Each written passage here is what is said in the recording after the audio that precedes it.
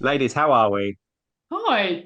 Hi, we're good. How are you? Good, good. It's always fun doing these junkets when you're all in separate rooms. Usually it's nice to go into a room and be like, hey, there you all are. And now it's like, who do I talk to first? We'll make it work. Hayley, I think I'll start with you as the Okay. head honcho. I've seen so many films over the years where people go to water, and apparently for some filmmakers, Spielberg, Waterworld, loads of things in between, never ever film on water, Titanic as well. Yeah. And you Um, you literally, pun intended, took the plunge, shall we yeah. say.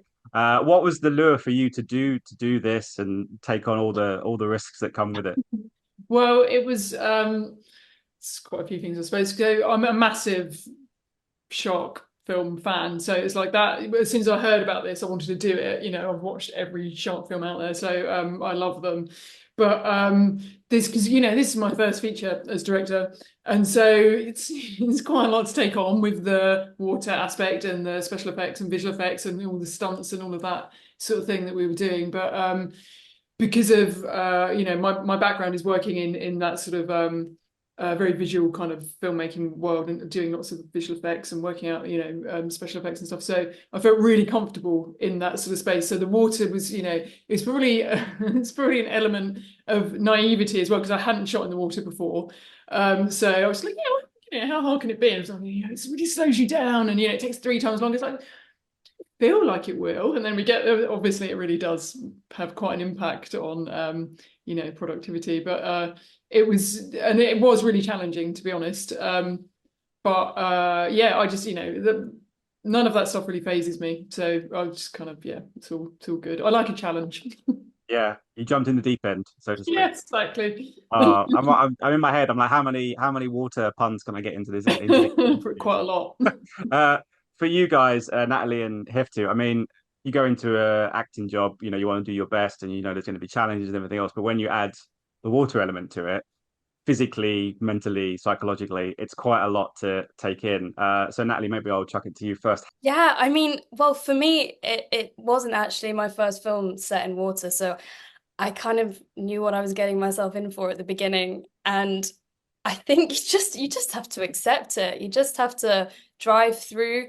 And a lot of the challenges that come from water aren't necessarily to do with us. It's more about, like continuity and placement of the shots and all that kind of stuff. So we just get on with our jobs. And actually, as difficult as it can be and as cold as it can be, it is quite good for the acting because, you are submerged literally in this environment that they would be in, and having to deal with getting splashed in the face and choking on the water and everything. So it kind of adds a layer. Yeah, I mean, ever since, and as amazing as this job was, any of the projects I've done since then, I've never taken for granted working on land. I told myself I'll never take for granted working on land ever again because land doesn't move, and well, it shouldn't move. Um, yeah, working in the water, I mean, you're up against like freezing tanks, as Hayley said earlier. To be honest, yes, it was actually staying still was the challenge. So, I'd Yeah. my mark, I'd be floating and I'd be like, close my eyes and I'll just wait for them to say action. Action, within 2 seconds they've cut. And I'm like, why, what happened? We haven't even done anything yet. You've moved 20 feet. Because in the meantime, we've put what is it, the wave machines on. So you've got, 100 tons of water sort of heading in this direction. And you've moved 20 feet, if not more. And so resetting, I felt, was the real at times I was like, okay, the real skill is just kind of trying to stay still in the water so we can actually go for a take. But yeah, I think we all did quite a good job. You did. Hayley, it's a great film in the sense of the obviously you shot some of it for real, some of it not so much for real, but the blend is quite seamless. Like you wouldn't necessarily know that what's a fake shot or what's a Yeah. CGI shot, all that kind of stuff. Yeah, well, I mean, so we shot when we're in the tank in Dominican Republic. There's a horizon tank there, so you can see out to the ocean. So the idea is that as you're shooting, on the waterline, you see the water in the tank, and if you see beyond that, you see a strip of ocean behind. But of course, those two types of water never match up. So you have to work on probably about 80% of the shots, or maybe more. So unless there's a certain angle that you can get it all. If you're in the tank, you can get it all in camera, but a lot of it needs work, and it was quite a lot of work actually to blend those seamlessly.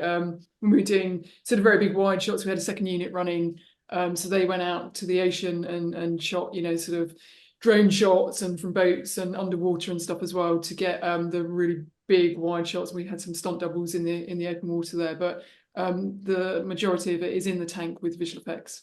I would be remiss if I didn't ask you all, but Natalie and Hiftu first, about S Club 7, because it was one of those. It's such a great song. I could feel it in the screen that we were in, that everyone, you could just see like the heads kind of bobbing and everyone's kind of getting into it. Did you get in the script, was it that it was going to be an S Club 7 and that particular song? Because when it comes on, it's one of those like banging songs where everyone's just like, I remember this song. This is a great song. Tell me about filming. I think it was in the script from what I remember. And it was great. I was like, if there was any more reason to say yes, we're going to do a dance sequence or whatever it is, to S Club 7. It was really fun. I think we actually ended up shooting that all day because obviously we had to get different angles and whatnot and doing various things. But, how often do you get to like film yourself dancing on a, on a project? And it was just a great way to let loose.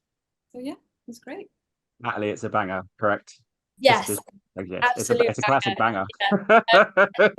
If I'm right in saying did you have to fight quite hard to get the rights for that song? Well, it was, I mean, there was a sort of rights thing.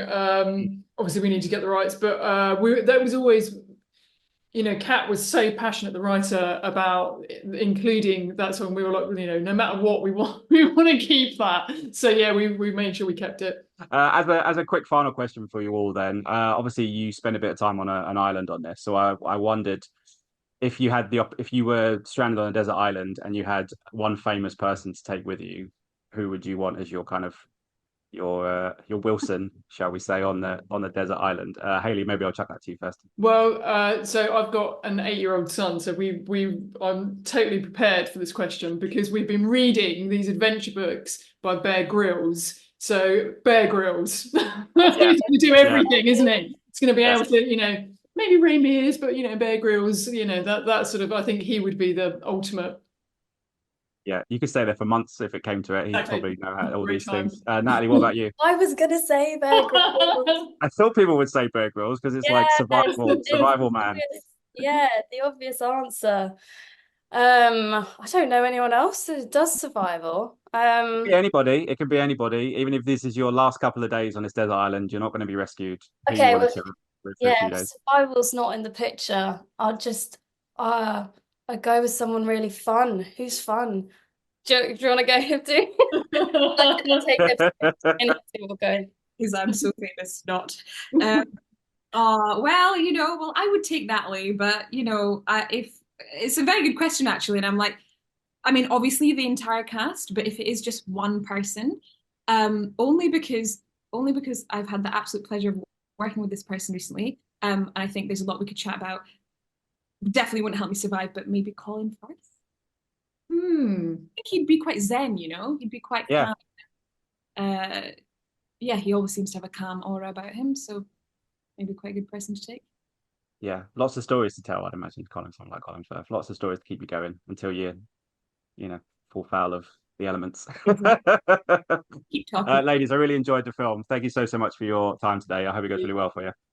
Thank you very much. Thanks, guys. Cheers. Ladies and gentlemen, you're watching Hey You Guys! Hey, you guys! Hey you guys! Hey, that's what they all say. Hey you guys! Hey, you